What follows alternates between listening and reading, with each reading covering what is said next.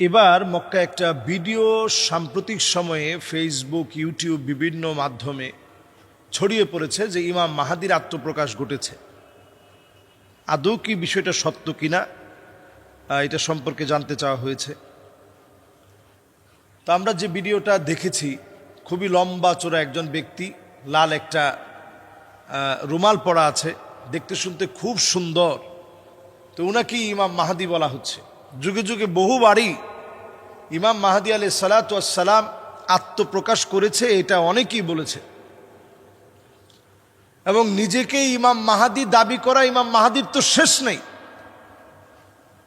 Saudi আরবে একবার ইমাম মাহাদি দাবি করা হয়েছে, সবশেষে গুলি চালানোর আগ পর্যন্ত সবাই মনে করেছে ইনি ইমাম মাহাদি। তো সৌদি গভর্নমেন্ট একটু দেরি করেছে গুলি চালাতে, কারণ যেহেতু ওমান দাখালাহু কানা আমিনা, এই জায়গায় যে প্রবেশ করবে সে তো নিরাপত্তার চাদরে বেষ্টিত হবে। এই জন্য এখান থেকে অনেক কৌশলে গরম পানিটানি মেরে, গরম পানিটানি দিয়ে তারপরে তাকে বাহিরে বের করা হয়েছে। ওইখানে যখন গুলি চালানো হয়েছে তখন সবাই বুঝছে যে ইমাম মাহাদি তো গুলি চালাইলে মরবে না, জমিন তার ওই শত্রুকে গিলে খেয়ে ফেলবে। কই এখানে তো গিলে টিলে কেউ খাইল না। এরপরে লোকটা সবশেষে মারা গেল। 1982 সনেও এই ঘটনা ঘটেছে। নতুন করে এই বছরে এই ভিডিওটি ফেসবুকে রিলস আকারে অনেক ছড়িয়ে পড়েছে যে এবার নাকি ইমাম মাহাদির আত্মপ্রকাশ ঘটেছে। এটা নেহায়েত ডাহা একটা ভুল কথা। এবং যেই লোকটাকে ইমাম মাহাদি বলে দেখানো হচ্ছে, ইমাম মাহাদি আলাইহিস সালাতু ওয়াস সালামের সূরত তো এমন হবে না। ইমাম মাহাদির চেহারা হবে, কপালটা থাকবে বড় কপালওয়ালা, আজলাল জাবিহা, হাদিসের মধ্যে আসছে বড় কপালওয়ালা হবেন। নাকটা থাকবে খাড়া নাক, নাকটা খুব সুন্দর। আমরা অনেকের নাক দেখলে বলি মাশাআল্লাহ, ওনার নাকটা খুব সুন্দর। তো এইরকম লম্বা নাকওয়ালা হবেন তিনি। আর একেবারে দবদবা সাদা না, যে লোকটাকে দেখানো হচ্ছে একবারে দবদবা সাদা, এরকম দবদবা সাদা ইমাম মাহাদি আলাইহিস সালাতু ওয়াস সালাম হবেন না। তিনি মাঝামাঝি কালারের হবেন, না সাদা না কালা, এটার মাঝামাঝি কালারের হবেন। খুব বেশি সাদাও না, আবার একেবারে কালোও না, দুইটার মাঝামাঝি হবেন তিনি। এবার আসেন পরের পয়েন্টে। ইমাম মাহাদি আলাইহিস সালাতু ওয়াস সালাম তিনি হবেন ওয়াহুয়া মিন নাসাবি, নবীজি সাল্লাল্লাহু আলাইহি সাল্লামের বংশ থেকে আসবেন। যেই লোককে দেখানো হয়েছে তিনি নবীজির বংশধর কেউ না। নবীজি সাল্লাল্লাহু আলাইহি সাল্লাম বলছেন আমার বংশ থেকে আসবে। আহলে সুন্নাহ ওয়াল জামাতের মতামত হচ্ছে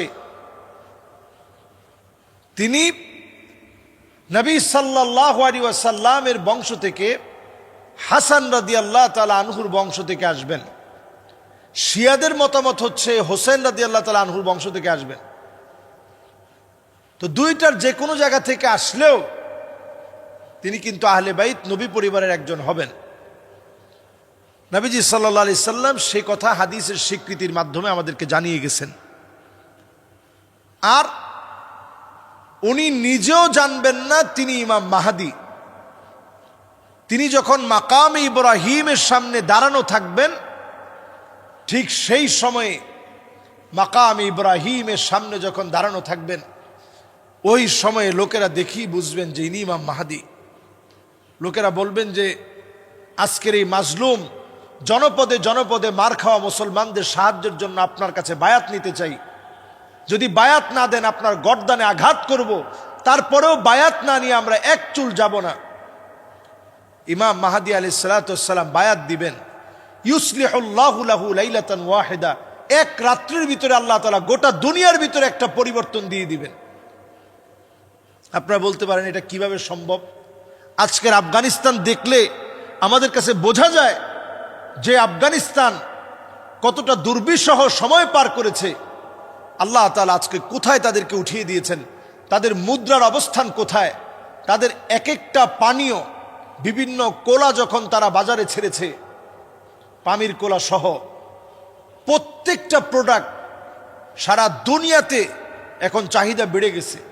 তো আল্লাহ রাব্বুল আলামিন আফগানিস্তানকে ঠিক কোথায় ছিল, কোন জায়গায় আল্লাহ রাব্বুল আলামিন নিয়ে গিয়েছেন, এগুলো সব হচ্ছে আল্লাহ রাব্বুল আলামিনের ফয়সালা, এগুলো সব হচ্ছে মাওলায়ে করিমের ফয়সালা। আল্লাহ রাব্বুল আলামিন চাইলেই এই সমস্ত সমাধান আল্লাহ তাআলা দিতে পারেন, যখন যাকে মনে চায় তাকে দিয়ে আল্লাহ তাআলা শক্তিশালী করতে পারেন। ইমাম মাহদী আলাইহিস সালাতু ওয়াস সালামকে দিয়ে আল্লাহ তাআলা মুসলিম বিশ্বের ইতিহাসকে আল্লাহ তাআলা পাল্টে দিবেন।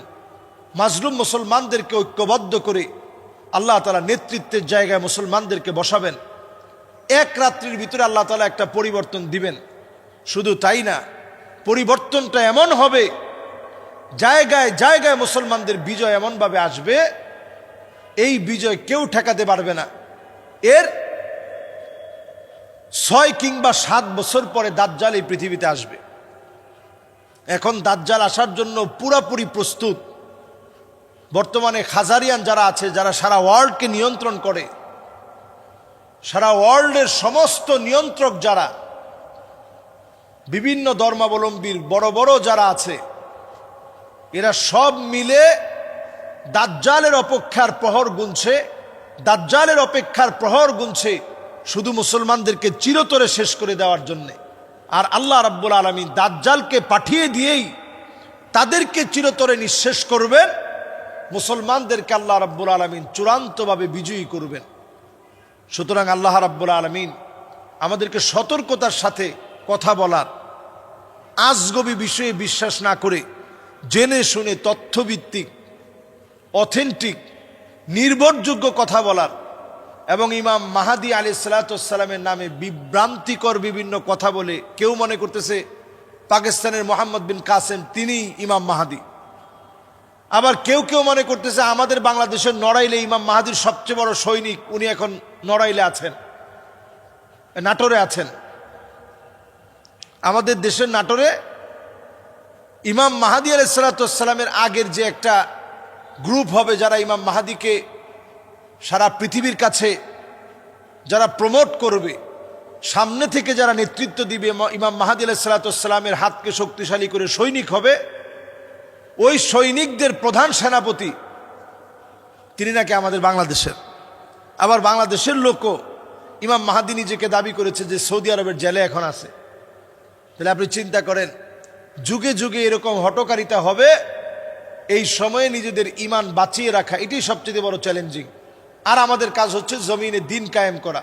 এই পথের সাথে আপনি লেগে থাকেন। আপনি যদি ইমাম মাহাদি আলাইহিস সালাতু ওয়াস সালামকে নাও পান, আল্লাহ রাব্বুল আলামিন বিজয়ী হলে যে পরিমাণ সওয়াব হতো সমপরিমাণ সওয়াব আমাদেরকে দান করবেন। আল্লাহ তাআলা আমাদেরকে তৌফিক দান করুক। আসসালামু আলাইকুম ওয়া রাহমাতুল্লাহি ওয়া বারাকাতুহু।